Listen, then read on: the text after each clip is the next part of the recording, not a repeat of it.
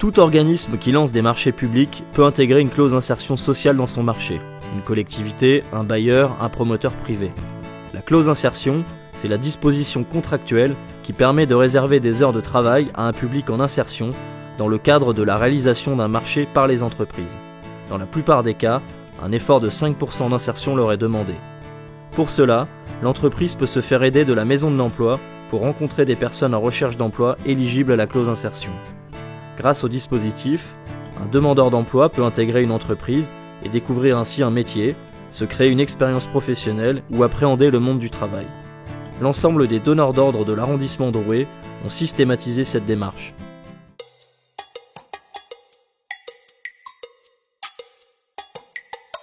Alors, le dispositif des clauses sociales ont pour origine les programmes de rénovation urbaine, où il a semblé à l'Agence nationale de rénovation urbaine, l'ANRU, qu'il était tout à fait légitime d'essayer d'impliquer dans la rénovation urbaine des jeunes de quartier. Cette expérimentation qui a eu lieu au travers de la rénovation urbaine a été un élément déterminant pour que d'autres collectivités ou des organismes tels que les bailleurs sociaux appliquent eux aussi dans leur marché la clause d'insertion. On verra peut-être que pour être plus complet et améliorer le dispositif, je suis de ceux qui pensent qu'il serait nécessaire qu'on insiste plus sur la formation aujourd'hui pendant ces instants d'insertion, de façon à ce qu'on essaie de qualifier et de trouver un travail continu, un travail pérenne à tous ces jeunes qui se sont investis pendant quelques années au travers de l'insertion sur ces chantiers de rénovation urbaine. Je pense que la clause d'insertion a été une idée géniale, indispensable pour faire en sorte de tendre la main à une population jeune vivant dans des quartiers plutôt défavorisés et qui n'arrivait pas forcément à trouver le moyen d'avoir accès à l'emploi. Donc ça a été une très bonne disposition qu'il faut évidemment aujourd'hui pérenniser, qui a prouvé ses premiers résultats, où tout le monde joue le jeu. Je pense qu'aujourd'hui on a tous les éléments, à la fois l'expérimentation qui a été faite par le premier programme, on a tous les éléments pour améliorer dans un second programme ce dispositif qu'il faut surtout conserver.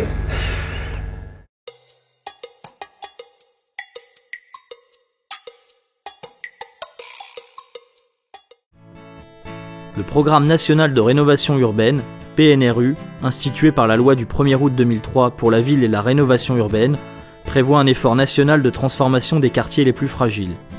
L'effort porte sur la création de logements, équipements publics et aménagements urbains. Sa mise en œuvre est confiée à l'Agence nationale de rénovation urbaine, l'ANRU. Elle apporte un soutien financier aux collectivités, établissements et organismes publics et privés qui élaborent et conduisent les projets de rénovation. L'une des conditions de financement de ces projets concerne l'insertion professionnelle. Les structures qui portent les opérations de démolition, de reconstruction, de réhabilitation, de création de voiries et de certains établissements publics doivent intégrer une clause d'insertion dans leur marché public afin de créer de l'emploi à destination des habitants du quartier rénové, la clause d'insertion.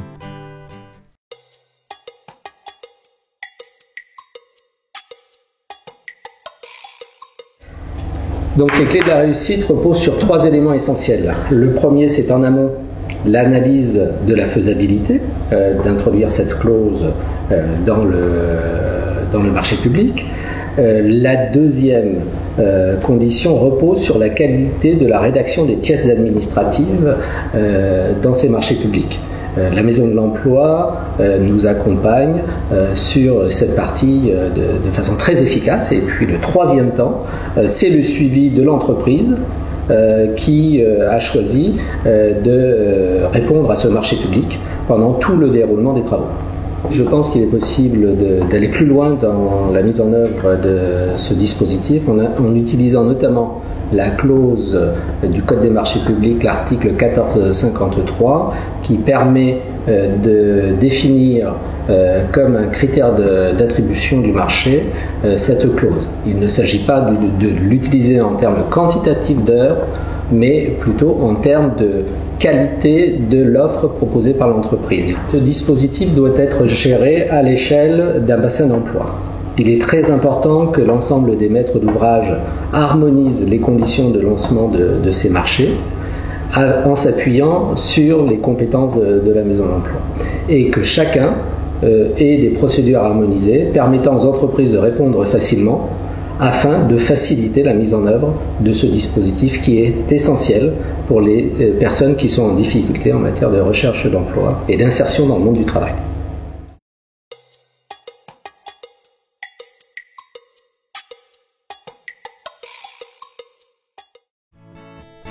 La facilitatrice de la Maison de l'Emploi a dans ses missions le calcul des heures d'insertion. Ces heures sont calculées par lot et inscrites aux pièces administratives du marché. Les entreprises devront respecter ce minimum. Le donneur d'ordre dispose d'estimations financières pour chaque lot. Nous utilisons les index référencés au ministère de l'Écologie, du Développement durable et de l'Énergie pour chaque type de travaux. Sur la part de main-d'œuvre du lot, seulement 5% vont être réservés à un demandeur d'emploi. Ce chiffre est ensuite traduit en nombre d'heures en divisant par le coût horaire que l'on estime à 30 €. Le résultat obtenu correspond au nombre d'heures d'insertion minimum à réaliser par l'entreprise qui sera attributaire du marché public.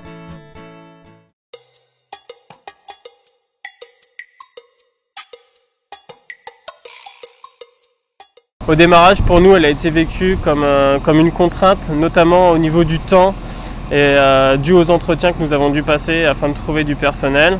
Grâce aux différents profils proposés par la Maison de l'Emploi, nous avons pu trouver de la main-d'œuvre locale motivée très facilement. La clause d'insertion nous a permis d'anticiper un besoin en main-d'œuvre dû à l'ampleur de notre chantier et pourquoi pas d'anticiper certains départs à la retraite.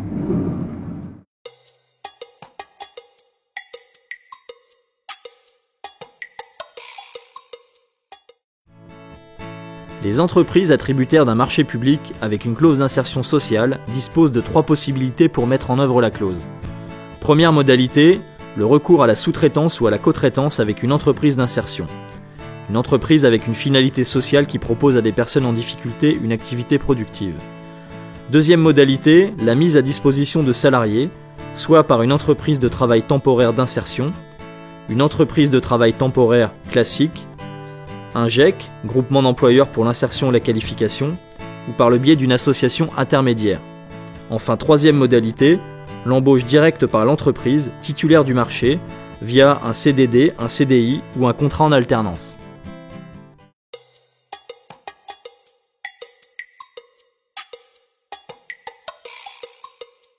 On a choisi de travailler avec des structures d'insertion pour la bonne raison, c'est que notre entreprise est implantée sur le territoire. On est une entreprise de 50 personnes et on a vraiment envie de vivre dans son territoire et ses problématiques. On sait que la problématique de l'emploi, c'est quelque chose de prégnant ici. Donc rapidement, quand on arrive sur un poste comme chef d'agence chez Lyonnaise, on s'adresse à des interlocuteurs comme la Maison de l'Emploi qui va nous mettre en relation avec des entreprises qui font de l'insertion et à partir de là on arrive à créer notre logique de volonté d'implication dans les problématiques du territoire.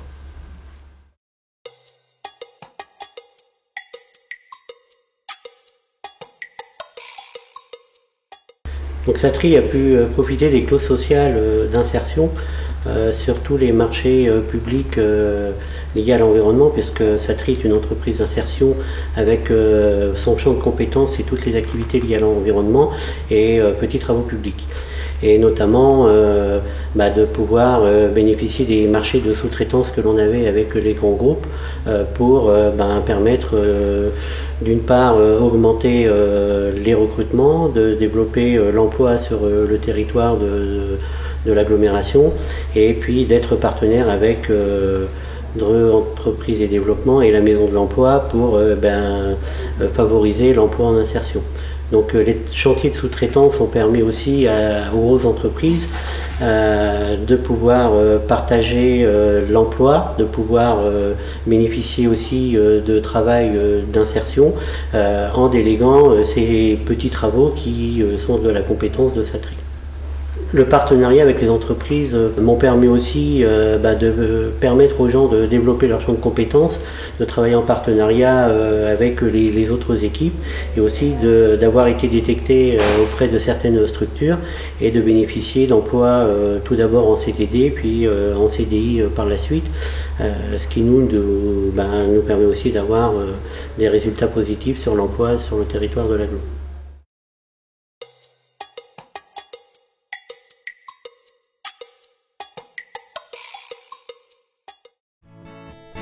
Les clauses d'insertion sociale sont à destination d'un public dit prioritaire rencontrant des difficultés d'insertion professionnelle. Travailleurs handicapés, jeunes de moins de 26 ans sans qualification et ou sans expérience professionnelle, demandeurs d'emploi de longue durée, habitants des zones urbaines sensibles, les personnes de plus de 50 ans, les bénéficiaires de minima sociaux.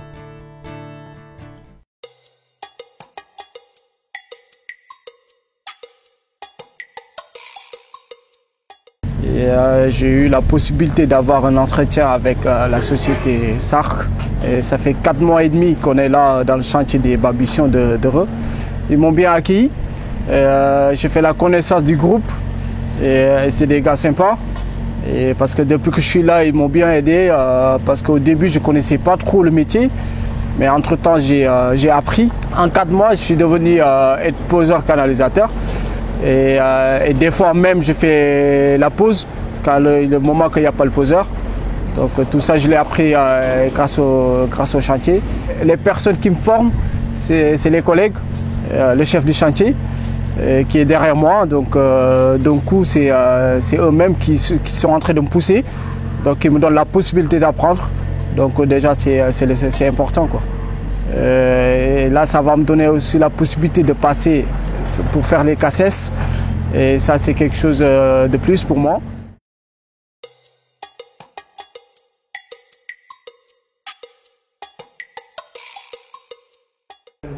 Le dispositif d'insertion professionnelle est un bon levier pour les jeunes de l'arrondissement du Drouais. Ça leur permet de découvrir un ou plusieurs métiers et de s'investir dans ces métiers. Surtout qu'en plus, ce sont souvent des jeunes qui sont issus des zones urbaines sensibles et qui sont souvent en galère. Ça leur permet d'avoir quelques repères et de découvrir ces métiers et d'avoir une formation qui leur permettra enfin d'avoir un contrat stable. La Maison de l'Emploi, qui a en charge la clause d'insertion, envoie l'ensemble des demandes à la mission locale une fois que le chantier doit démarrer. La mission locale sélectionne des jeunes, souvent des jeunes des quartiers bien évidemment. Le suivi est fait régulièrement avec ces jeunes sur le chantier ou sur d'autres opérations avec le chef d'entreprise afin de trouver une solution pour pouvoir avoir une embauche définitive ou une formation qui leur permettra éventuellement d'avoir à l'arrivée de cette clause un job.